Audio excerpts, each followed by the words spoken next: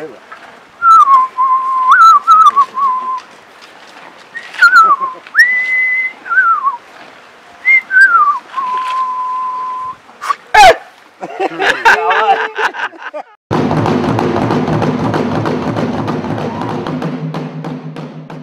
Mwaramutse abandi muraho.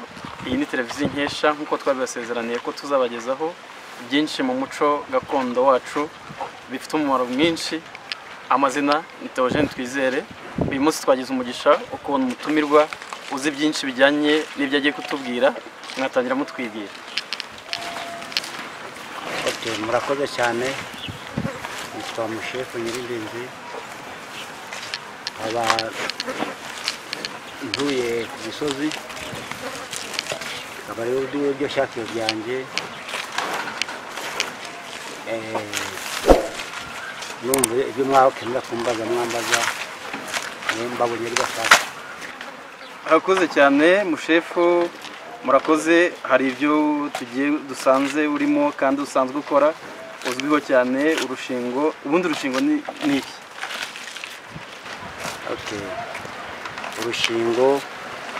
Urushingo ibiriti byasimbuye abazungu bazanye. Kera twakoreshaga urushingo twebwe. Uru ni urushingo.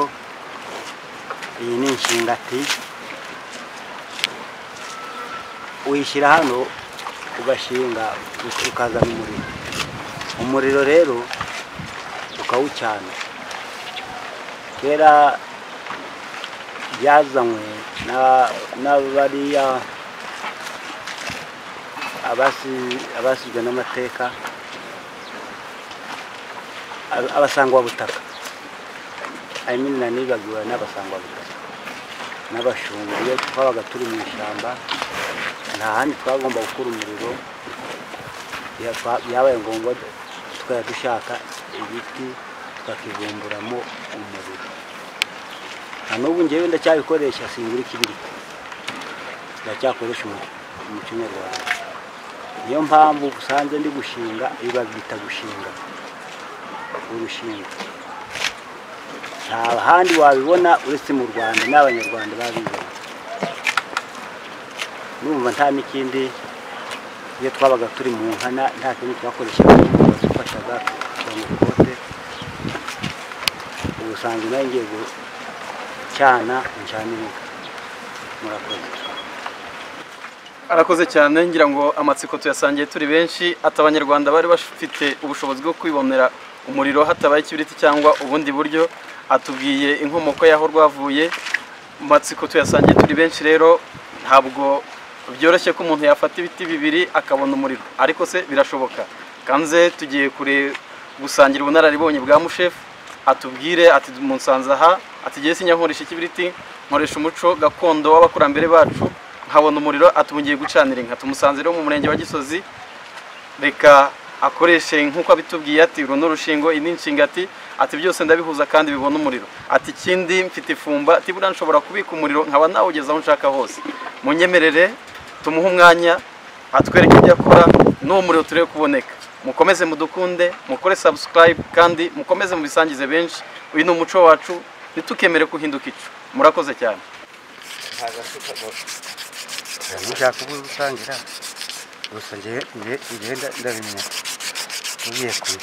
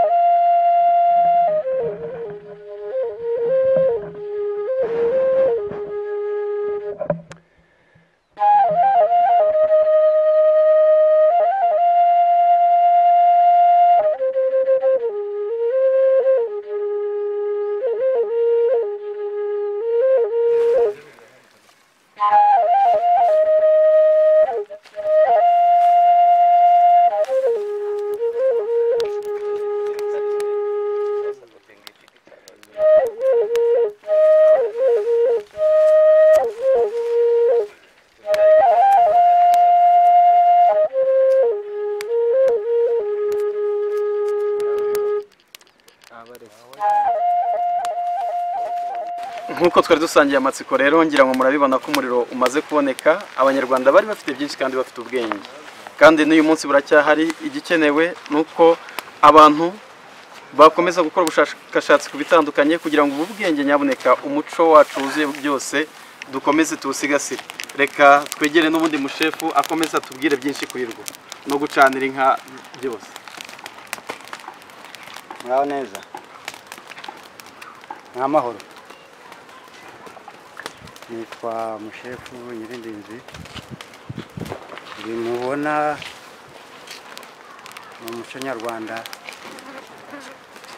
bakuye ku bakurambere ba kera. Eugene yambajijeho ibintu nabikuye, ariko ndamubwira ko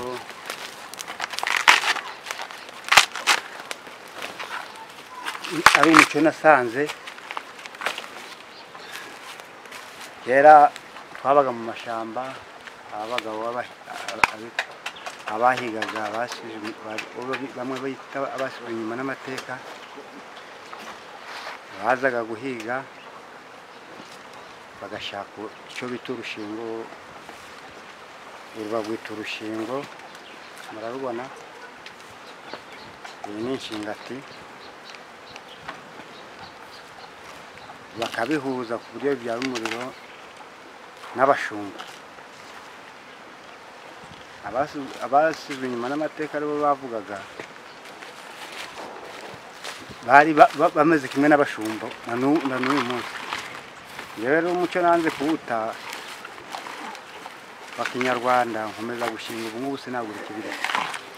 Urabona umuriro nacanye, niba ureba ncaniye inka, ahandi nabikuye kuri uwo muco w'umunyagusigatira. Ubu sinagura ikibiri.